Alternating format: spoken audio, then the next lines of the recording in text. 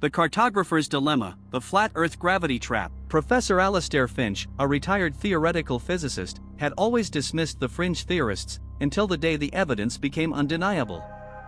It wasn't just photographs, it was the horizon line. One morning, everywhere on Earth, the horizon line became an impossible, sharp, visible edge, a literal drop-off. The Earth was flat, a disk of colossal size, yet strangely, life continued. No one was flung off, and crucially, gravity still worked perfectly. Apples fell straight down, oceans remained level, and people stood upright without being pulled toward a central gravitational point. The scientific community broke, theories imploded, and a new global reality, the planar Earth, began. Alistair realized the impossible was true: the flat Earth was held together by an artificial, non-Newtonian gravity. It wasn't the mass of the disk pulling things down, it was a mechanism. Alistair was the first to theorize that the flat Earth was a construct, an impossibly large, ancient plate suspended in space. Driven by pure scientific desperation, he gathered a small, clandestine team to solve the greatest paradox in human history: what powers the gravity, and what lies beyond the edge? Their journey took them to the perimeter, the place where the continents ended in a sheer, vertical drop, surrounded by an impossible wall of ice. Antarctica, now the edge. Life near the perimeter was strange. The days were shorter, the air tasted metallic, and compasses spun wildly, suggesting the gravity mechanism was located near the rim. Alistair's team, equipped with bespoke climbing gear and specialized electromagnetic detectors, began the descent down the sheer vertical face of the Earth, a drop of impossible, unknown depth. Hours into the treacherous descent, they reached a massive, metallic layer beneath the continents, the planar plate. It was covered in ancient, geometric carvings and pulsed with a slow, powerful gravitational field. Alistair realized the Earth wasn't a planet, it was a vast, floating shield or platform.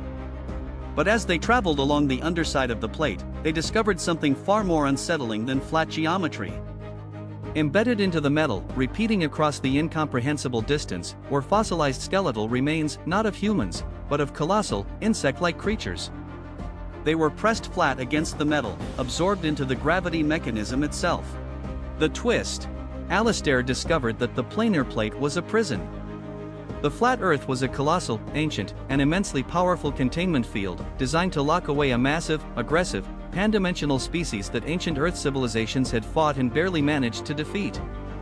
These creatures, which Alistair's team quickly designated as the Chitinous Architects, did not obey the three spatial dimensions. They existed in a higher dimension and attempted to force themselves into ours.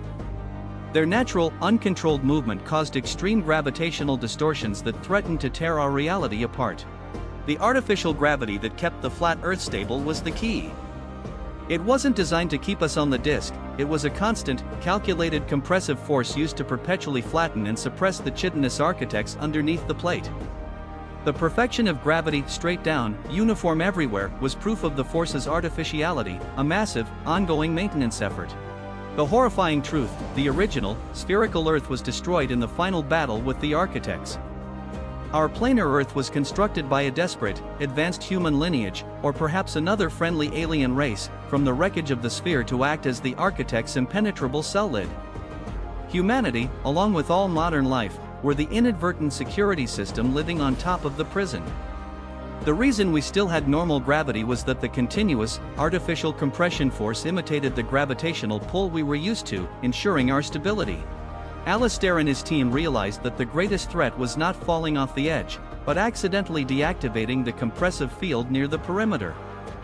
If the field failed, the compressed, higher-dimensional creatures beneath the plate would expand back into our reality, instantly consuming everything in a flash of non-Euclidean geometry and violent, localized gravity shifts.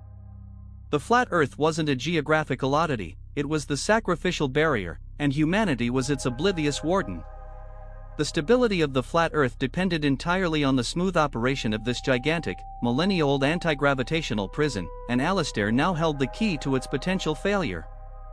The ultimate viral reveal: the flat earthers were right about the shape, but they were wrong about why. The edge of the world was simply the boundary of the most secure, desperate prison in the cosmos.